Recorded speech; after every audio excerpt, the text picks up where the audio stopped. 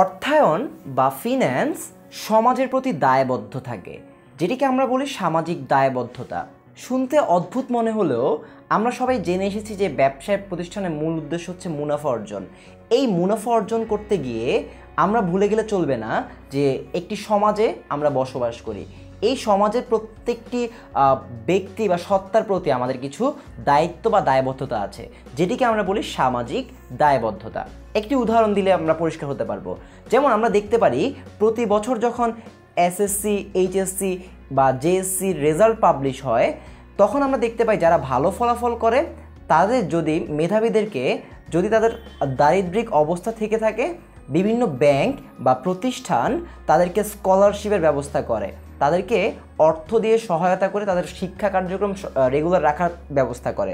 তার মানে তারা কি করেন, এই মেধাবীদেরকে হারিয়ে যেতে না যায় তার কারণে তাদেরকে অর্থায়ন করে বা তাদেরকে মুনাফা অর্জনের পাশাপাশি সেই অর্জিত মুনাফা থেকে সহায়তা করে। এটি কিন্তু এক ধরনের সামাজিক দায়বদ্ধতা বা সোশ্যাল রেসপন্সিবিলিটি। আমরা সবাই সিএসআর এর নাম শুনেছি। সিএসআর এর পূর্ণরূপ কি? Corporate social responsibility. বা এই যে কাজগুলো, এই কাজগুলোই কিন্তু এক একটি সামাজিক দায়বদ্ধতা।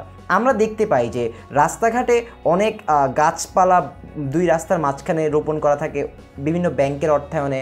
আমরা দেখতে পাই বিভিন্ন ধরনের ফুট ওভারব্রিজ, এগুলোতেও মধ্যেও বিভিন্ন ধরনের ব্যাংক বা প্রতিষ্ঠানের অর্থায়নে করা হয়।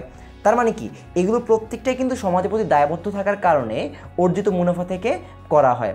সমাজের অনেক অঙ্গ প্রতিষ্ঠান রয়েছে, যেমন শেয়ার হোল্ডাররা রয়েছে, জনগণ বা ভোক্তা রয়েছে, কর্মকর্তা কর্মচারী রয়েছে, দেশ রয়েছে, জীবনযাত্রার মান উন্নয়নের এদের কিছু দায়িত্ব রয়েছে।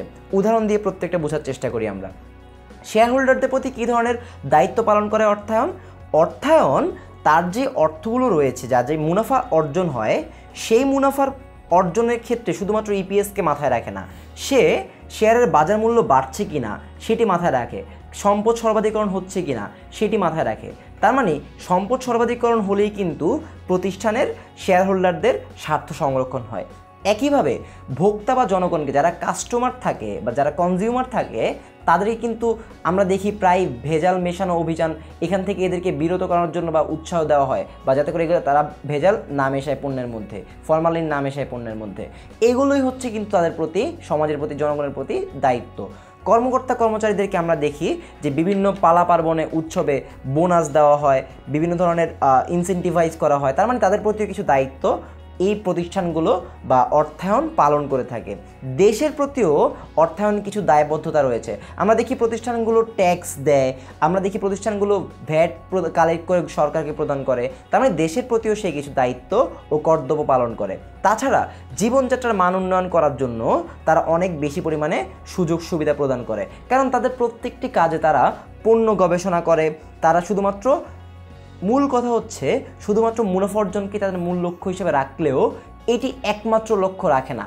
এই পক্ষগুলোর প্রতি তারা দায়িত্ব পালন করে, কর্তব্য পালন করে, যেটিকে আমরা বলি সামাজিক দায়বদ্ধতা। এবার তাহলে সামাজিক দায়বদ্ধতা অর্থায়নের মধ্যে কী সম্পর্ক বিদ্যমান? অর্থায়ন করতে হলে, মুনাফা অর্জন করতে হলে প্রতিষ্ঠানগুলোকে শেয়ার হোল্ডার, ভোক্তা, কর্মকর্তা কর্মচারী, দেশ এবং অন্যান্য সত্তার প্রতি কিছু দায়িত্ব ও কর্তব্য পালন করতে হয়, সমাজকে সেবা করতে হয়, যেটিকে আমরা বলি সামাজিক দায়বদ্ধতা। এবং এটি একটি প্রতিষ্ঠানের জন্য অনেক গুরুত্বপূর্ণ ভূমিকা পালন করে। ধন্যবাদ।